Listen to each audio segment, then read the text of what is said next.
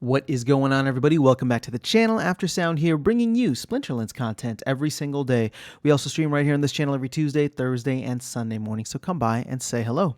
All right, guys, continuing the deep dive series into the Phase 1.5 white paper for land, I wanted to talk about the internal market, which is going to be it's going to be an automated market making system that is going to be placed, or at least the first one that's going to be placed within the game that is land.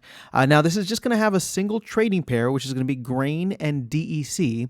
And for those who may not be familiar, like an automated market making system is essentially a liquidity pool, right? So what the team plans on doing with all of the resources that are coming in land phase 2 is essentially having liquidity pools for everything, right? So you'll be able to provide liquidity across all different types of resources and collect taxes, or not taxes, but fees on them, and just be able to, build your business in that way, depending on what it is that you, what kind of resources you provide. And then also, this is why they're so bullish on DEC. It's because it's not just the amount of DEC that needs to get burned for land in phase 1.5, for example. Sorry, and it's, there's already been a ton of DEC burned. We're going to need to stake a ton of DEC as well, but there's also going to be DEC burned in phase 2 for the buildings, and then we're going to need DEC as a pair for all of these different items to trade, right? So with phase 1.5, it's going to be very simple. It's just one thing: grain and DEC on on each side of that trade.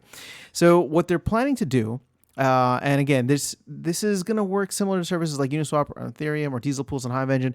What they're going to do is essentially allow anybody to provide equal amounts, right, in dollar term value of DEC and grain into this pool. And it sounds like there's only going to be one pool, which is good, because I think if they were to do it by region or by territory, things could get a little weird, especially moving into the next part of the game, especially if you're in a region or a territory that maybe isn't fleshed out yet, or there's a lot of inactive people, or whatever the case is. So if it's just this massive automated market making system that exists across Pretoria, then that's cool, right? And it's going to have a 10% fee. I also think it'll be a lot easier for them to code, probably. So rather than creating a bunch of smaller ones. So there's going to be a 10% fee. And the reason that they justify the 10% fee is they're saying we're trying to model the land expansion loosely off of what real life physical economy might look like in Pretoria. So selling grain involves things like labor, transportation costs, taxes, which are all part of the fee. Now, here's a very, very important part, but in future phases, the plan is that players within a region can contribute resources to improve the infrastructure in their region to get cheaper taxes and better transportation and obtain lower fees as a result. Now, this is probably going to be those sub buildings that you can, everybody within a region can contribute to for a castle, or anybody within a tract can contribute it to with a keep. But, again, we don't have any of that information. We don't know how that's going to play out, and it might not even be fully fleshed out yet. This might be another map planning session that needs to happen before we get all of the full details and everything kind of clarified.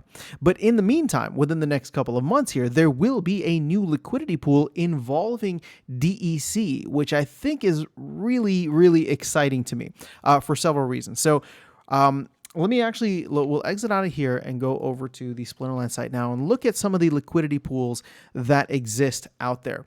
Now, there's going to be a 10% fee, which is ginormously larger than the 10% fee that goes towards, it's not a 10% fee, but the fees that are collected by the DEC BUSD pool, for example, or DEC DAI.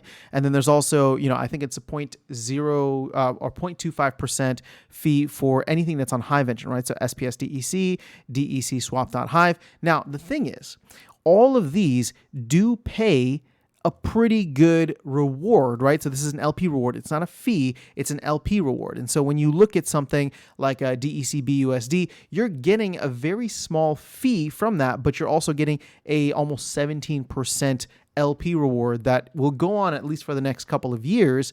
And then, depending on what the DAO decides once those rewards are coming to an end, if the DAO decides to vote on adding more, that could potentially happen, right? So again, it's going to be difficult to say how much somebody is going to be able to earn, right? There's just too many factors in there.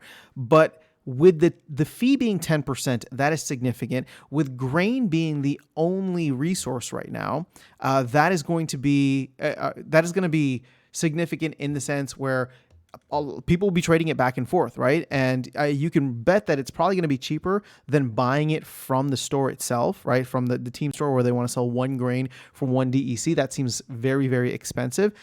So there's going to be a ton of volume. I mean, everybody who's involved with land is going to be trading. So that 10% fee is significantly high. The question then becomes, how much liquidity is going to be provided that's going to eat in? Because we know the volume is going to be pretty good, right? Everybody working land every single day is going to be burning a ton of grain, and they're going to need more. So everybody who is producing that grain needs to sell it, right, to the people who are working for either SPS or having their workers go for SPS or having their workers go for the Secret of Praetoria research tokens. And so there's going to be a tremendous amount of volume. Now, how much that ends up being, it's still hard to say. But the other aspect of this, well, actually, I'll get to that in a second.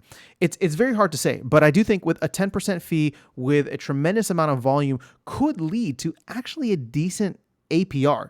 And so it's going to be interesting to see, like, okay, is it going to be competitive? Is it going to be along the lines of like a stable coin with DEC BUSD or DEC DAI? Both of these, in the 17 to 20% range.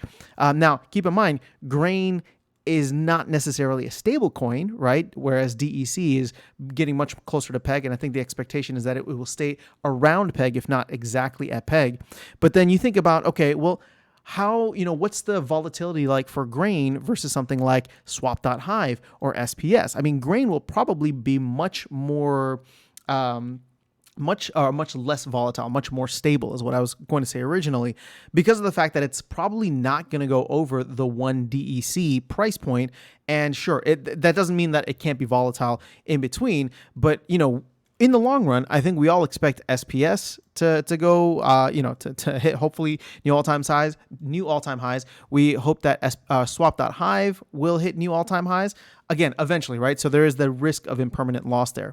So people are gonna have to weigh that in terms of like, okay, if we can get into that 16 or 15 to 20% range, then it could be very, very competitive. It would have to get significantly higher, right? So up above 20% or even above 40% in the 40% range to compete with something like DEC SPS. But again, there's so many different factors in terms of, impermanent loss. What is it that you're trying to get? Like, are people actually wanting one or more of the other coin? Or do they just, is it just a dollar value that people are looking to get?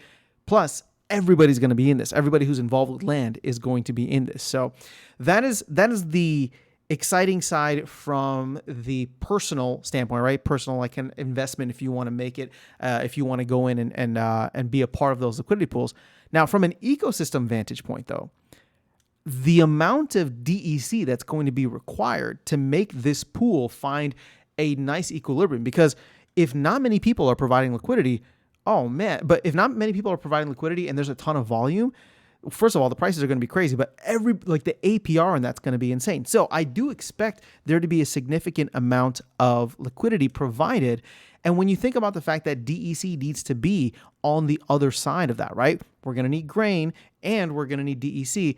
That means that we're going to have to burn a ton more SPS for that DEC. Now, I don't know what the exact numbers are like here, but if we look at these, right? So the DEC BUSD, there's $400,000 worth of liquidity here. There's just under $400,000 worth of liquidity in the DEC DAI. For the DEC swap.hive, it's $300,000. And then SPS DEC is about $700,000. Now, I actually don't think it's going to be that high. It'll probably be something significantly lower. But just imagine, even if it's like 100K, right? Even if it's 100K, that's $50,000 worth of DEC that we'll need to get from someplace or another. So whether we take it from where it's at now or we burn SPS, that's a good sign in my opinion. And as land continues to grow and as more DEC or grain or whatever is needed over time, hopefully that liquidity will grow as well. So I'm just curious because I have not run the numbers, so I just want to know if we were to take, again, and I feel like I'm being really conservative with $100,000 worth of liquidity, but let's just say $50,000 dollars worth of liquidity divided by what, 0.001. So I guess it's only 50 million DEC. So I do expect it to be significantly higher than that overall. But again, 50 million is still 50 million, and we'd have to burn a good amount of SPS for that and continue burning SPS as that ecosystem started to grow. So either way, there's two ways, there's two things that I'm looking at here, right? Obviously from an investment standpoint, and then also from an ecosystem standpoint. And both of them, I think, are very, very positive or can be very bullish for the game of Splinterlands overall. So let me know your thoughts in the comments below. Are you planning to provide liquidity? I think something that I wanted to touch on, but we're just going to close the video out here. Something that I wanted to touch on is like early days, it's going to be really, really, that APR is going to be really high. So people who do have grain already may choose to not clear, or may choose to not, give it immediately to their workers. They may just jump into the LPs and get all of that, crazy APR. But again, I digress. So let me know your thoughts in the comments below. I will catch you all in the next video and see you around the game. Take care.